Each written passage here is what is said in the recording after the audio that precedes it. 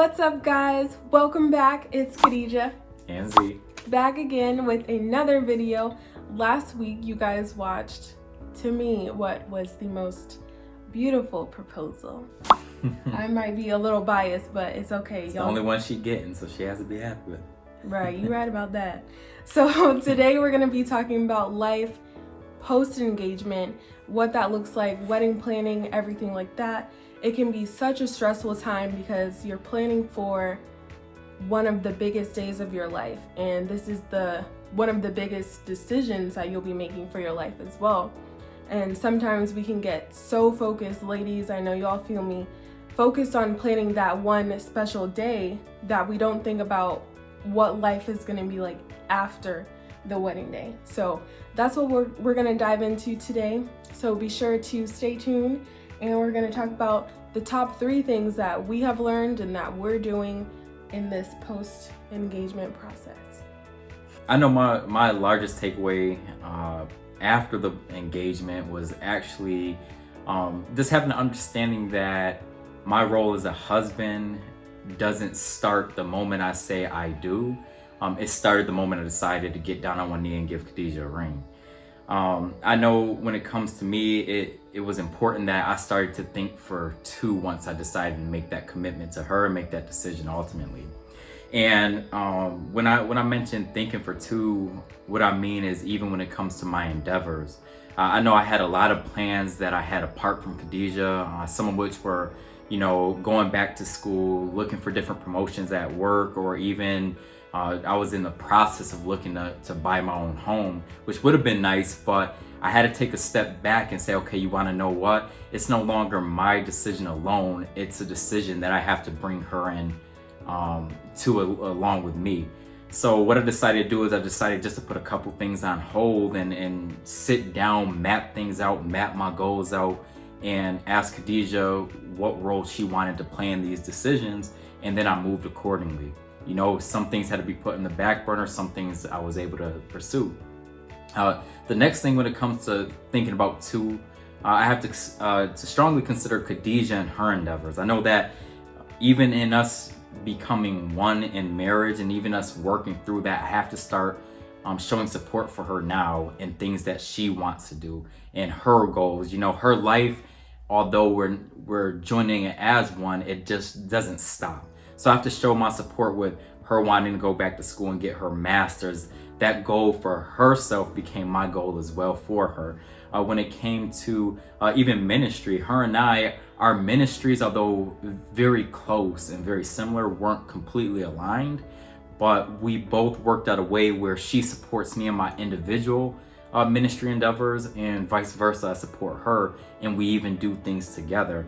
So it's about constantly considering one another, constantly just taking those steps necessary to make sure that individual is included in your decision-making process today. That way there's a smoother transition come that wedding day. Basically, what he was saying does tie into what I'm going to say now, is what I've learned so far as setting boundaries. And it's not just about setting boundaries with your future spouse, but it's about setting boundaries with your family.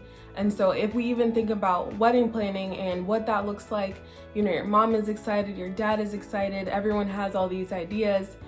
You have to really own your stuff and be able to walk into your new role and in a way help your family to understand that, hey, in a couple months or in a year from now, I'm gonna be a wife first and a daughter second.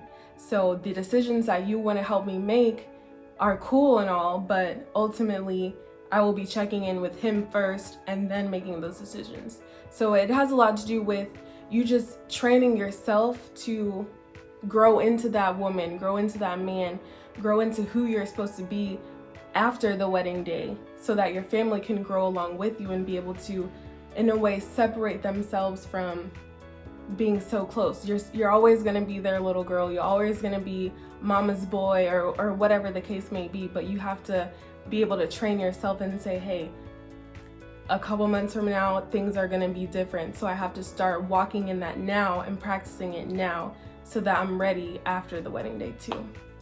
And so that goes into the last point, which is we want to start setting best practices now.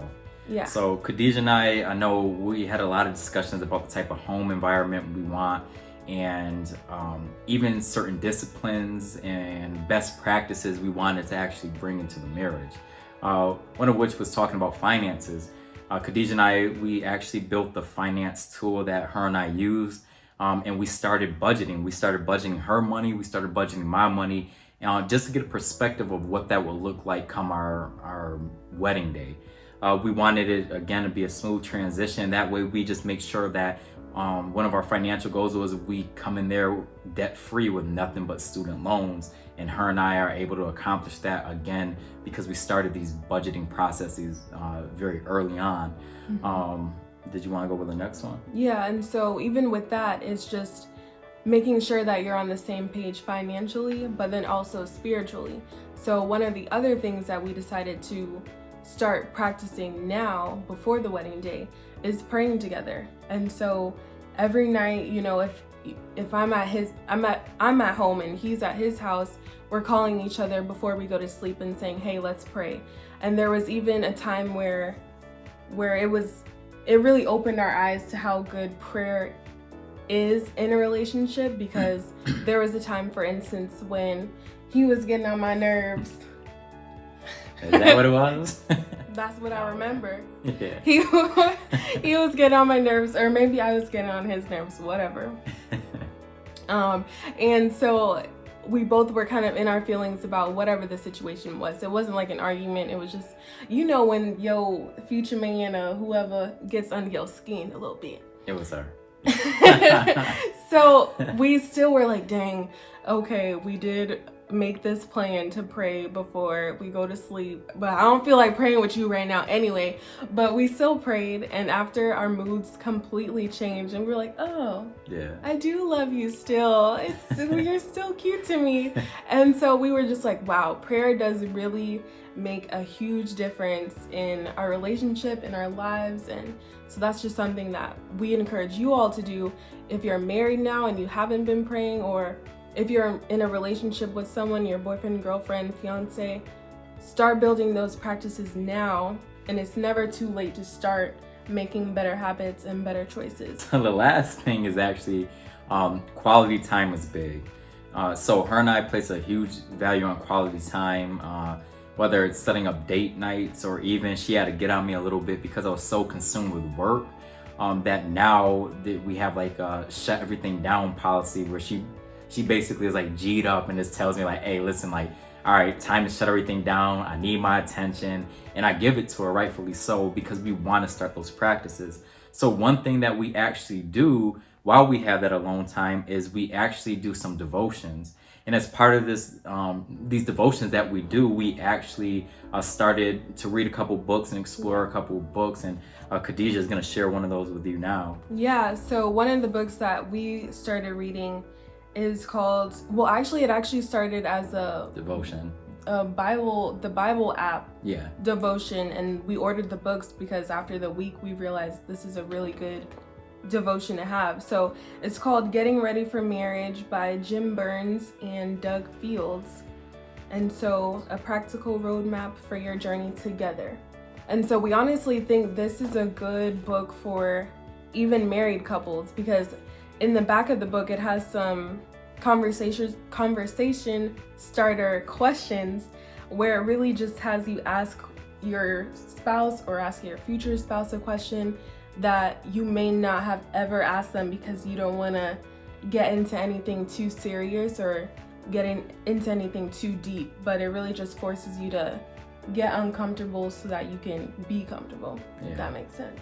So what we decided with these, we're not done reading them just yet, but to our top subscriber, whoever you are out there, if you like and comment on all of our videos so far, and you share, and you're one of our supporters and you're part of our family, we want to gift you these books, whether you're married now or you're single and wanting to be married, or if you're in a relationship and you want to take it to that next level, that next step, we want to gift you these books. So it comes with a workbook, which after each chapter you go over some questions correlate with the chapter that you just read. So it again helps with conversation starters with your partner. And so that is the close of this video. Yep. Next week we are doing A Bible study. Yeah. Our second Bible study on this channel. We're so excited. This would close out our dating series, and so it's just going to be a Bible study on biblical dating and just kind of a recap of everything that we've talked about, but from a biblical and godly perspective. Yeah. And so we hope that you enjoyed this video and that you will like, comment, and subscribe. Yeah. And we hope to see you next time. All right. Peace and blessings. All right now.